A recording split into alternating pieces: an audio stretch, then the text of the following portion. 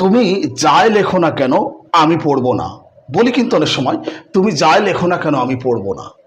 পারবে ইংরেজিতে বলতে? যদি এই বাংলা বাক্যটাকে ইংরেজিতে বলতে না পারো, তাহলে তুমি ইংরেজিতে কথাটা বলবে কিভাবে? কিভাবে ইংরেজিতে কথা বলবে? ফ্রি হ্যান্ড রাইটিংয়ে লিখবে কিভাবে? যদি না পারো ভিডিওটা দেখতে হবে। তুমি যাই লেখো না কেন আমি পড়বো না।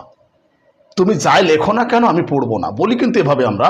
তুমি যাই বলো না কেন আমি তাকে সাহায্য করব না। তুমি যাই বলো না কেন আমি সেখানে যাব না।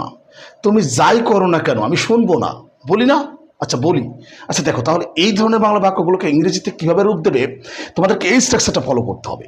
মূলত তোমাদেরকে যেটা মনে রাখতে হবে, যখন বাংলা বাক্যের মধ্যে যাই উল্লেখ থাকে তখন হোয়াট এভার এটা ব্যবহার করতে হবে। What ever.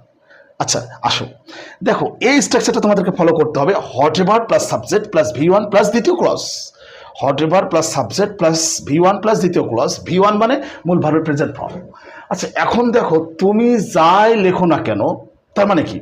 প্রথমে আমরা হোয়াট এভার ব্যবহার করব, হোয়াট এভার।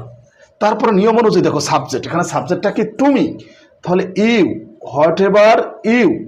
তারপরে দেখো ভি1 মূল ভার্বের প্রেজেন্ট ফর্ম, লেখা, এটা মূল ভার্ব তাই না, তাহলে right, whatever you write, তুমি যাই লেখো না কেন। দ্বিতীয় ক্লজ আমি পড়বো না, দ্বিতীয় ক্লজ ব্যবহার করবো, তাহলে কি হবে? আমি পড়বো না, future indefinite tense. I won't, I won't read, আমি পড়বো না, sentence complete. Whatever you write I won't read, তুমি যাই লেখো না কেন আমি পড়বো না। এখন যদি এভাবে বলি, তুমি যাই বলো না কেন আমি শুনবো না। Whatever you say I won't listen, whatever you say I won't listen, তুমি যাই লেখো না কেন আমি পাঠাবো না। Whatever you write I won't send. আমার মনে হয় বুঝতে পেরেছো।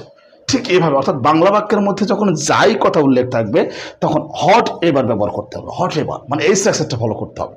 আচ্ছা আমার মনে হয় বুঝতে পেরেছো। আচ্ছা ভালো লাগলে আমাকে ফলো করতে পারো, আমি নিয়মিতভাবে এরকম ভিডিও তোমাদের জন্য আপলোড দিয়ে যাচ্ছি। আমার এই প্রোফাইলে এরকম হাজার হাজার ভিডিও আপলোড দেওয়া আছে, প্রত্যেকটা ভিডিও একটা গুরুত্বপূর্ণ বিষয় নিয়ে তুলে ধরা হয়েছে। কাজে ভিডিওগুলো দেখতে পারো, ইংরেজিটা তোমাদের কাছে কোনো ব্যাপারই মনে হবে না। আচ্ছা যাই হোক, এখন দেখো আমি একটা বাংলা বাক্য বলছি, বাংলা বাক্যটাকে ইংরেজিতে কীভাবে বলবে অবশ্যই কমেন্টস বক্সে জানাবে। তারা যাই করুক না কেন আমি সেখানে যাব না। তারা যাই করুক না কেন আমি সেখানে যাব না, এই বাংলা বাক্যটাকে ইংরেজিতে কিভাবে বলতে হবে অবশ্যই কমেন্টস বক্সে জানাবে। আল্লাহ হাফেজ।